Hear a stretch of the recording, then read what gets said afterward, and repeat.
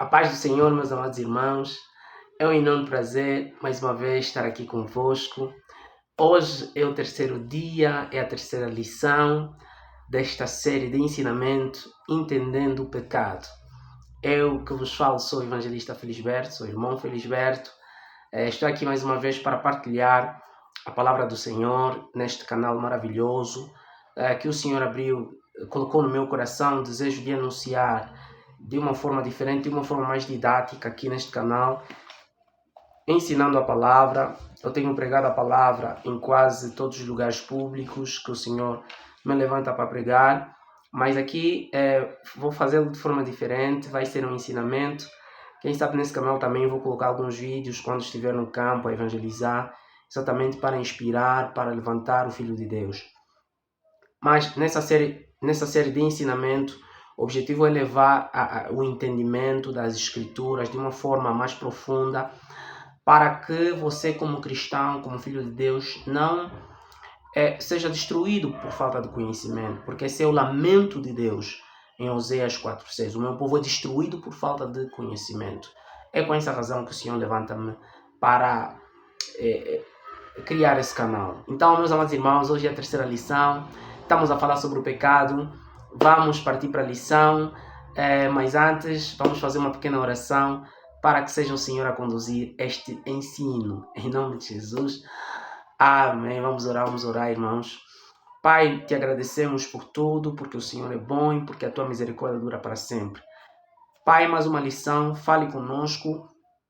Usa-me apenas como instrumento para transmitir conhecimento aos meus irmãos, no maravilhoso nome de Jesus. Amém. Ok, meu amado irmão, na lição passada nós falamos, o tema foi, será que você ainda é pecador? E foi um tema maravilhoso, o estudo é maravilhoso. Se você ainda não viu, pode acompanhar a segunda lição, começando da primeira à segunda. Mas se chegaste aqui por meio desse vídeo, podes ficar, acompanhe esse estudo, mas não fica de acompanhar as outras lições para que você entenda o raciocínio que nos levou até aqui. Bem, na última lição disse que era necessário que se respondesse uma pergunta, e essa pergunta estava exatamente, não como pergunta, mas está ali no livro de 1 João, capítulo 1, versículo 8. Falamos da lição passada que você já não tem pecado. Essa foi uma das coisas que nós falamos na primeira lição. E na segunda lição falamos que você já não é pecador, que nós, filhos de Deus, já não somos mais pecadores. Como assim? Você precisa ir lá para assistir. Hoje nós vamos responder à pergunta que ficou no final do vídeo. Porque no final eu disse, ok, tudo bem que você já não tem pecado, mas como assim? E como é que fica o livro de 1 João 8, que diz, se dissemos que não temos pecado, enganamos a nós mesmos, não há verdade em nós. Ok, então precisamos entender esse texto para que você não fique confundido com relação ao tema do pecado. Aleluia. Ok, vamos diretamente no texto de hoje, que é o livro de 1 João, capítulo 1, versículo... Vamos começar no versículo 5 até o versículo 10. Vou fazer a leitura dos textos e nós vamos estudar versículo a versículo. Vamos destacar cada palavra-chave, vamos destacar palavras-chave em cada versículo, para que você compreenda e seja totalmente esclarecido dessa lição. Amém. Diz assim a palavra do Senhor no livro de 1 João, primeira epístola de João, no capítulo 1, versículo 5 a 10. Diz assim a palavra do Senhor. Esta é a mensagem que dele ouvimos e vos anunciamos, que Deus é luz e não há nele trevas nenhumas. Se dissermos que temos comunhão com ele e andarmos em trevas, mentimos e não praticamos a verdade. Mas se andarmos na luz, como ele na luz está, temos comunhão uns com os outros, e o sangue de Jesus Cristo, seu Filho, nos purifica de todo pecado. Versículo 8. Se dissermos que não temos pecado, enganamos a nós mesmos, e não há verdade em nós. Mas se confessamos nossos pecados, ele é fiel e justo para nos perdoar os pecados e nos purificar de toda injustiça. Se dissemos que não pecamos, fazemo-lo mentiroso, e a sua palavra não está em nós. Aleluia, amém. Glória a Deus. Vamos começar a entender essa lição, esses textos maravilhosos que geram, não digo controvérsia, porque muitas pessoas só leem esse texto e concluem de forma muito simples: não temos pecado, então você não pode falar que você não tem pecado, e pronto, todo que é nascido de Deus, seja lá quem for, todos nós somos pecadores. Concluímos sem sequer fazer um estudo minucioso desse texto. Mas o que o apóstolo João quer nos dizer aqui são coisas totalmente diferentes. Isso já desperta uma curiosidade. Pois bem, essa carta do apóstolo João, ele começa a escrever essa carta, essa epístola, aos fiéis, aos cristãos, né? Aos seus filhos na fé. O objetivo dessas cartas era que fossem enviadas aí na região da Ásia Menor, junto próximo, ou seja, junto às congregações ou às congregações que estavam na cidade de Éfeso. Então o objetivo dessas cartas era exatamente para os cristãos. Era para aqueles que já tinham nascido de novo, para aqueles que lhes tinham sido anunciados o Evangelho e que criam no Senhor Jesus. Então é com o objetivo que João escreveu. Ele direciona essa carta à igreja, aos fiéis. Então isso já é um ponto importante que nós precisamos destacar para nos ajudar a compreender melhor o texto. Aleluia. Vamos começar no versículo 5. Diz assim: esta é a mensagem que dele ouvimos e vos anunciamos, que Deus é luz e não há nele trevas nenhumas. Ok, o que esse texto está a dizer? O que nós vamos destacar aqui? Aqui nós vamos destacar a palavra luz, né? Vamos destacar a palavra luz e a palavra trevas. Começando a dizer, ele está a dizer, essa é a mensagem que dele ouvimos. Ouvimos de quem? João está a dizer de quem? Está a dizer de Jesus. A mensagem que ouvimos de Jesus é esta: que Deus é luz e nele não há nenhuma treva. Não há trevas em Deus. A palavra luz, quando nós vamos estudar no original, é a palavra pós, ou phos, P-H-O-S.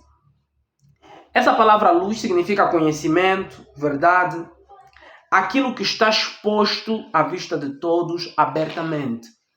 Então, o apóstolo João está a dizer, o que nós aprendemos de Jesus é que Deus é luz. Deus é aberto. Deus não se esconde. Deus não esconde a sua face. Ele está a dizer que Deus é o conhecimento verdadeiro. Deus é aquele que ilumina, nos dá clareza quando nós ficamos completamente desorientados. Deus é aquele que nos capacita quando estamos fracos. Porque o conhecimento de Deus, o conhecimento da sua palavra, nos dá luz, nos dá força. Davi falou que a exposição da tua palavra dá luz. Então, nos dá luz, a clareza, o conhecimento. E Deus é esse conhecimento. Deus é a verdade. Ele sempre vai nos conduzir no caminho da verdade, no caminho do triunfo. Ele é luz. Deus não é alguém que tem o desejo de nos prejudicar ou tem o desejo de nos ver embaixo. Porque ele é luz, significa que ele é verdadeiro. Ele é verdadeiro. Se nós quisermos conhecer a Deus, onde é que nós vamos? Na sua palavra. Na sua palavra nós vemos tudo o que Deus pensa sobre nós. Pensa sobre aquilo que é a sua criação e qual é o coração de Deus. Nós conseguimos entender o coração de Deus por meio da sua palavra. Porque ele não esconde nada. Deus é luz, tudo está aberto, tudo está disponível. Até a natureza comunica a personalidade de Deus. Por isso é que a palavra fala que o mundo em si, o evangelho foi pregado em todo o mundo. Como é que o evangelho foi pregado em todo o mundo? Por meio da natureza nós conseguimos ver Deus. Davi escreveu, disse que os céus manifestam a glória de Deus e o firmamento anuncia a obra da sua mão. Então Deus se revela para todos. Deus se revela para todos, para toda a humanidade. Porque ele é luz. E ele disse, e não há nele trevas nenhumas. A palavra trevas é a palavra scotia. Falta de conhecimento, miséria, perversidade. Em Deus não há perversidade. Em Deus não há falta de conhecimento. Deus é onisciente. Ele sabe de todas as coisas. Ele conhece a tua vida. Ele sabe o lugar em que tu estás. e onde é que Ele quer te levar. Deus sabe de todas as coisas. Deus tem, perdoem-me, irmãos, Deus tem uma visão panorâmica das coisas. Deus não vê as coisas num único ângulo, Ele vê em todos os ângulos. Ele conhece a nossa história como se fosse uma linha curta sobre uma mesa. Ele consegue ver o princípio e o fim ao mesmo tempo. Ele consegue ver a linha do tempo completa. Então, Deus é luz. Não há nele falta de conhecimento. Não há nele miséria. Em Deus não há miséria. Deus é aquele que tem todas as coisas. E Ele nos dá todas as coisas. E nos deu todas as coisas. Então, não há nele trevas, não há nele perversidade. Deus não é mau. Nós muitas vezes pensamos que quando falhamos, Deus vai nos castigar porque pecamos e esperamos de Deus o juízo. Sendo que não é isso que a palavra do Senhor fala. O juízo para com os nossos pecados não vai ser agora. Se bem que aquele que peca, que vive no pecado e morre em pecado, já está condenado. Amém? Mas nós não vamos entrar nisso agora. O que o texto está a dizer é que, João está a dizer, eu recebi, o que dele recebemos é o que vos anunciamos, que Deus é luz. E não há nele nenhuma trevas.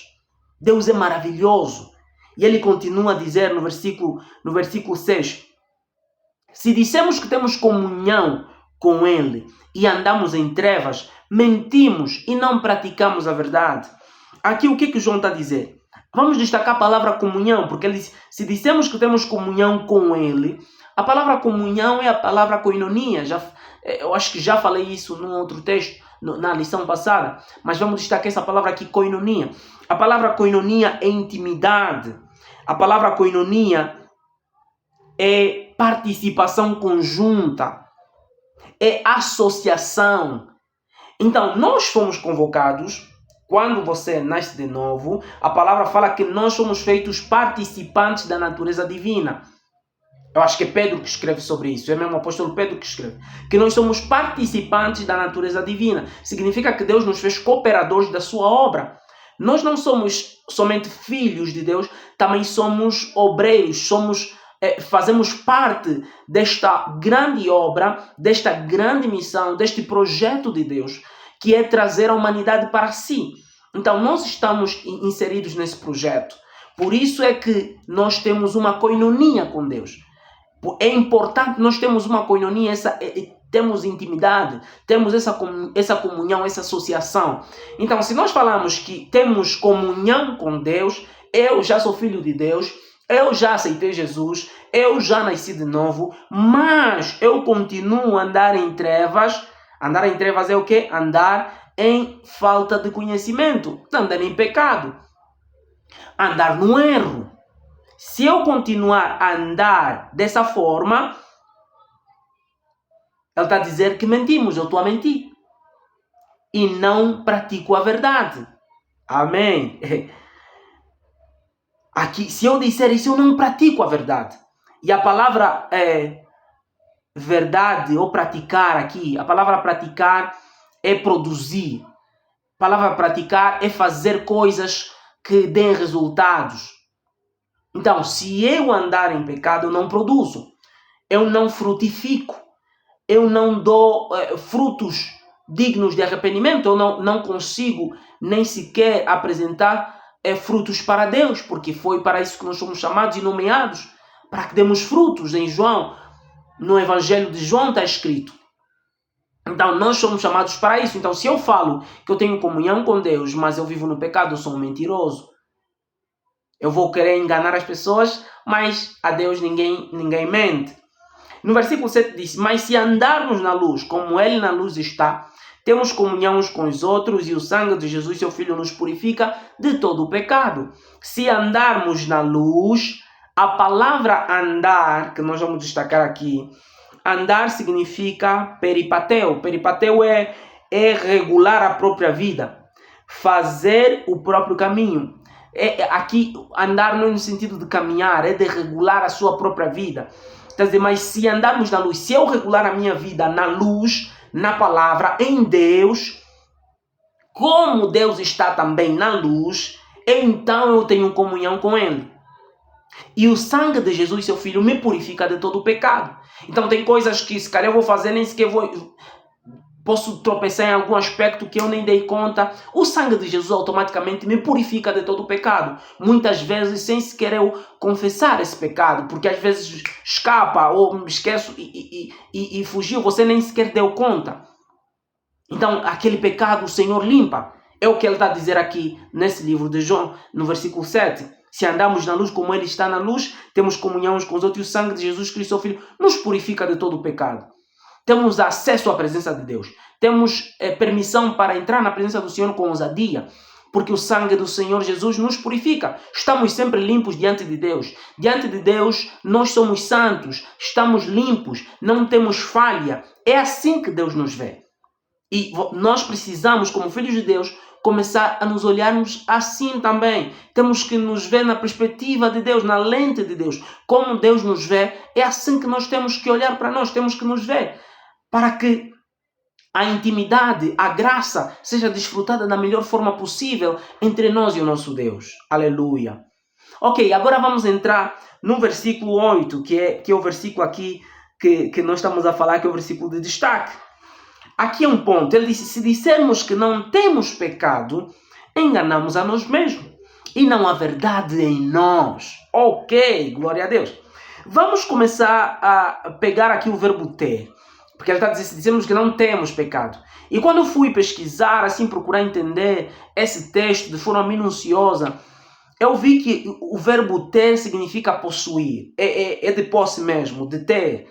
Se eu disser que eu não tenho, então eu me engano. Eu estou a enganar-me. Se eu disser que eu não tenho pecado, eu me engano. Então, a palavra ter aqui é mesmo de possuir, de ter posse. Ok? De estar envolvido. Amém. Amém. Ok. Agora, só que a segunda palavra, aqui a palavra pecado, é o que me chamou, é que assim me despertou uma coisa muito grande. Porque quando eu fui no original entender aqui o que João estava a dizer aqui, se dizemos que não temos pecado, essa palavra pecado é diferente de uma outra palavra pecado que nós vamos falar aqui. Devemos entender que o Novo Testamento foi escrito no grego. E quando nós vamos nos originais, o grego ele usa palavras diferentes em cada situação. Por exemplo, quando Deus fala que ele nos deu a vida eterna aí é Zoé. Mas quando nós vemos, por exemplo, a palavra vida, tem traduções que é Zoé, tem outras traduções que é psuque, que é vida biológica. É exatamente aqui. Para o grego, existem diferentes formas de nós nomearmos ou falarmos de pecado. O que isso quer dizer? Vamos já lá. No original grego, a palavra que está aqui, que é, se dissemos que não temos pecado, aqui o termo é amartia. H-A-M-A-R-T-I-A. Amartia. Essa é a palavra que João está a dizer aqui. O que significa essa palavra? É importante nós entendermos isso.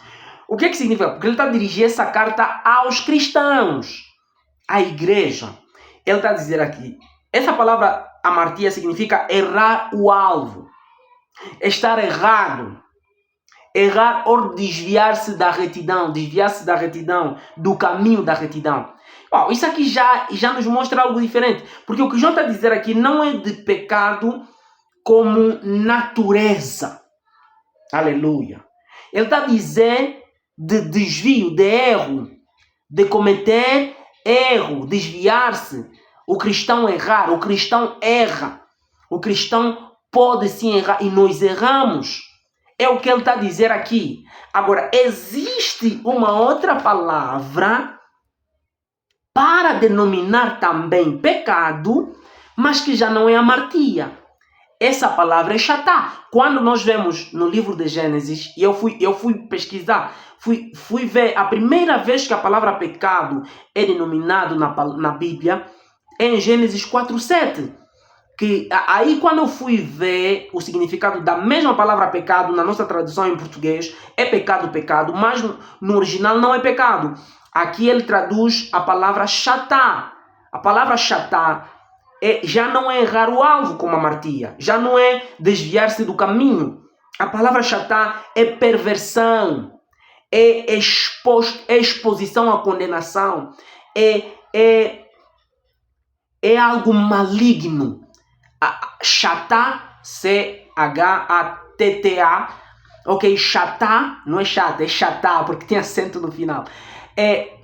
Chatá, essa palavra já não é errar o alvo, já não é cometer um erro, já não é você como filho de Deus cometer algum erro, alguma falha, falaste mal com o irmão, não se procedeste corretamente, tiveste um atraso, não fizeste alguma coisa que Deus te mandou fazer. Por exemplo, Deus te fala para fazer alguma coisa, você por ignorância, você deixa para depois você esquece, você pecou. Mas aí está falando de erro, errar o alvo. Mas a palavra chatá já é diferente. Para nós é pecado, mas aqui João não está a dizer de chatá, está a dizer amartia, errar o alvo. Como filhos de Deus nós erramos, é isso que ele está a dizer. Se dissemos que não erramos, se dissemos que não temos cometido falhas, isso não faz sentido. Enganamos a nós mesmos. Porque alguns cristãos faziam-se como se fossem deuses, como se fossem super-homens, podiam fazer o que quisessem sem sequer medir as consequências. O que o apóstolo João está a trazer aqui para a igreja é um regulamento. Ei, vocês pecam, nós erramos. Você não pode pensar que pelo fato de você estar em Cristo Jesus que você não vai cometer erro. Isso é óbvio. É isso que o apóstolo João está a dizer. Então, quando nós vamos entender esse texto na sua profundidade, nós encontramos essa diferença dos termos. Que um é chatá, que está a dizer sobre pecado perverso, aí estamos a falar já de uma natureza inclinada ao pecado. A diferença é que o ímpio, ele vive no chatá, ok? O filho de Deus, ele comete amartia, amém? Ok, chatá é uma vida inclinada ao pecado, alguém que peca deliberadamente, sem senso de arrependimento, sem nada. Alguém que tem o costume, a sua vida é pecar. Alguém que não tem Jesus, prontos, resumimos. Alguém que não tem Jesus, ele vive em chatá, vive na perversão, vive na profunda iniquidade. Mas quem é filho de Deus não vive mais no pecado, não pratica o pecado, mas ele comete erro. Então, essa é a diferença. Por isso, a explicação mais clara que nós podemos trazer sobre estes termos está no livro de 1 João, aqui mesmo, na carta do apóstolo João, no capítulo 5, versículo 17. Porque aqui o apóstolo João fala que existe pecado que é para a morte. Olha o que ele diz. Toda iniquidade é pecado. E há pecados que não é para a morte. Como assim? Mas ele disse que toda iniquidade é pecado. A palavra iniquidade aqui é injustiça. Ele disse que todo tipo de injustiça é pecado. Mas há pecado que não é para a morte. Ok, por exemplo, se você... Deus te dá uma instrução, conforme o exemplo que eu já dei aqui há pouco tempo. Deus te fala, prega o evangelho por exemplo, para alguém. Você está num táxi, você está num lugar em que Deus te fala, te ministra para você pregar o evangelho para alguém, e de repente uma outra pessoa te chama, e você deixa de falar com aquela pessoa, você tinha que priorizar aquilo, você deixa de fazer aquilo, você pecou diante de Deus, você desobedeceu à voz do Espírito Santo. Mas depois o Senhor te fala, o Senhor vai te repreender, e você vê, não, Senhor, perdoa-me, falhei diante de ti. E o perdão do Senhor é liberado para a tua vida. É diferente de alguém que planeja, por exemplo, assassinato. É diferente. Essa pessoa não vai se arrepender. Ele planeja assassinato, depois do assassinato não vai se arrepender. Ele vai fazer de forma minuciosa para não ser descoberto. Ele faz isso para furtar algo de alguém e se sente feliz quando o crime acontece bem. É totalmente diferente. O Espírito Santo, por mais que fale no coração dessa pessoa, ele não vai ouvir, porque ele está inclinado e mergulhado no pecado. É conduzido pela voz do diabo. Mas claro, se ele se arrepender, haverá conversão da sua alma. E estamos a falar de coisas diferentes. Este filho de Deus já não precisa se arrepender de novo para aceitar Jesus. Aqui ele precisa se arrepender e nascer de novo e entrar no reino da luz. Esse já está no reino da luz, mas também comete erro. Mas só que a natureza já não é de pecador. A natureza já não é de pecador. A natureza é diferente, é de uma semente incorruptível. Mas por estarmos na carne, ainda estamos sujeitos a cometer estes erros que o apóstolo João disse. Se dizemos que não erramos, enganamos a nós mesmos. E não há verdade em nós. É o que ele está a dizer aqui. Mas se confessamos os nossos pecados, olha o que ele diz no versículo 9. Se confessamos os nossos pecados, ele é fiel e justo para nos perdoar os pecados e nos purificar de toda injustiça. Aqui no versículo 9 nós vamos destacar a palavra fiel e a palavra justo. Ele diz, se confessamos os nossos pecados, ele é fiel. A palavra fiel significa pistos, é digno de confiança. Ele é digno de confiança. E a palavra justo significa dikaios, aquele que dá a cada um que merece. Aqui é um ponto. E vamos voltar aqui no texto para nós entendermos como aplicamos essas duas palavras. Porque ele está a dizer, se confessamos os nossos pecados, ele é fiel. Deus é digno de confiança. Então, se você é filho de Deus, você cometeu um erro, você cometeu um pecado, confesse. Você não precisa aceitar Jesus pela segunda vez. Confesse o teu pecado. Deus é fiel. Ele vai te perdoar. Ele vai te perdoar. Muitas vezes nós nos castigamos, fizemos automutilação. Temos que fazer 30 dias de jejum no monte para que Deus perdoe o meu pecado. E quando você faz os 30 dias, você se sente aliviado. A tua mente já não te condena porque você acha que você pagou o preço pelo teu pecado. Não! O único preço pago pelos nossos pecados é o preço que Jesus Cristo pagou na cruz.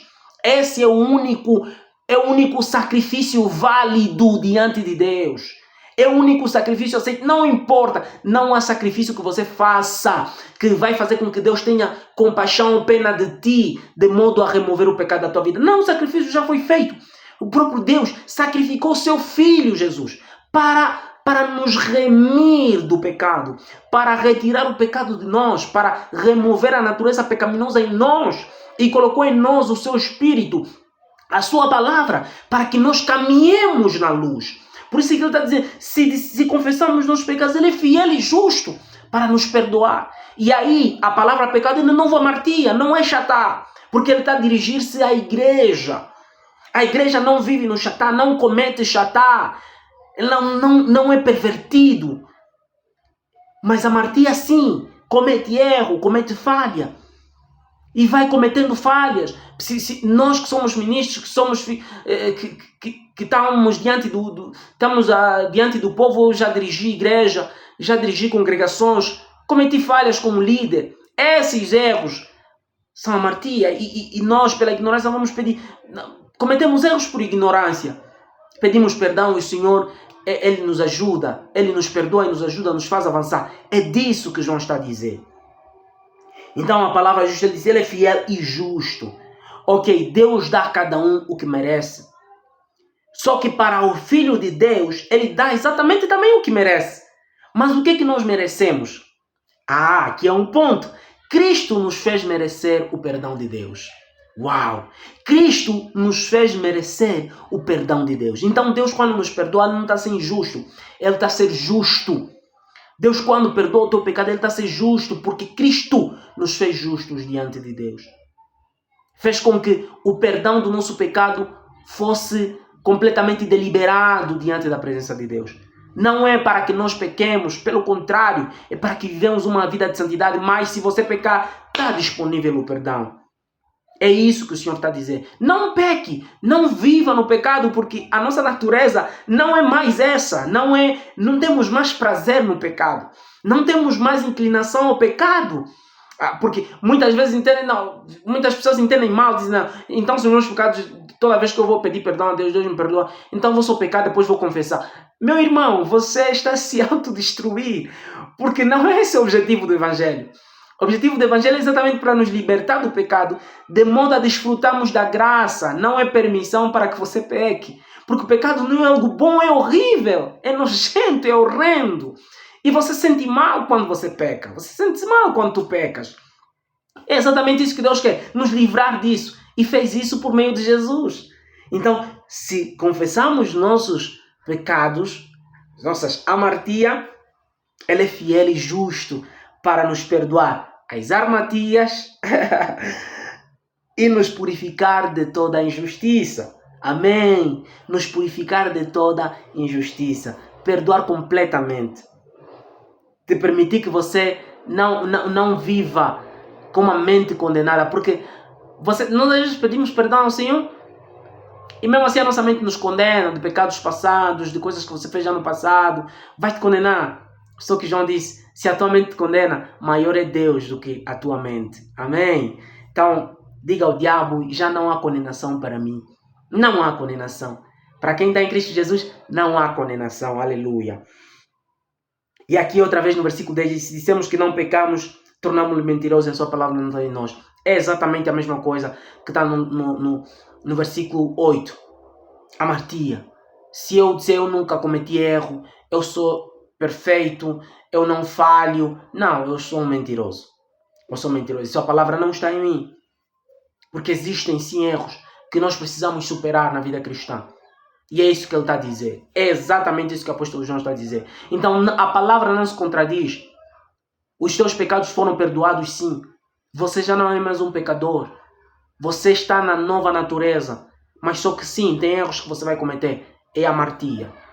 Errar o alvo. Desviar-se do caminho da retidão.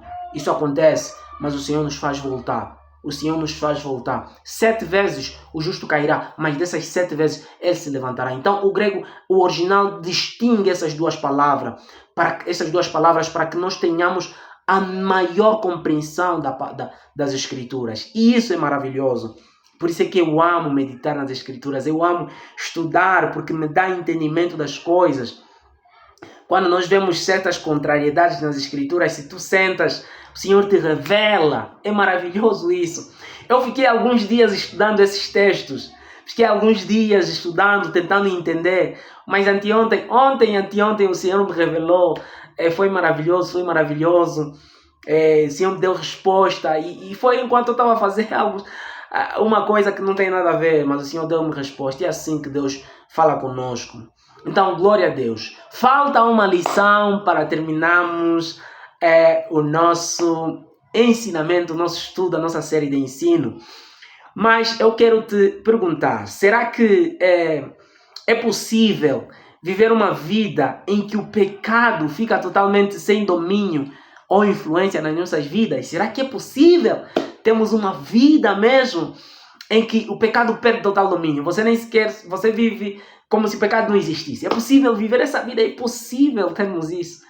Essa é uma pergunta que nós vamos responder na próxima lição. Muito obrigado, meu irmão, se você chegou até aqui. Que Deus te abençoe. Se inscreva no canal, deixe o teu comentário, fale o que você estás a achar desses ensinamentos, dessa série de ensinamento. É a primeira série no canal, são os primeiros vídeos. Ainda não temos lapela, mas vamos ter. Então, meu irmão, Deus te abençoe. Não vamos nos alongar, vamos orar para que essa palavra seja guardada em teu coração. Pai, obrigado por tudo que o Senhor falou conosco nesse ensinamento. Eu selo essa palavra como teu servo em cada coração que ouviu. Em nome de Jesus, repreendo o devorador. Não tem poder sobre o coração, sobre o Pai da eternidade. Tudo que o Senhor depositou, que produza, que caia em terra fértil e que produza, Senhor, aquilo pela qual a tua palavra foi designada. Muito obrigado, Senhor, muito obrigado. Nós te agradecemos em nome de Jesus. Amém. Deus te abençoe, amado irmão.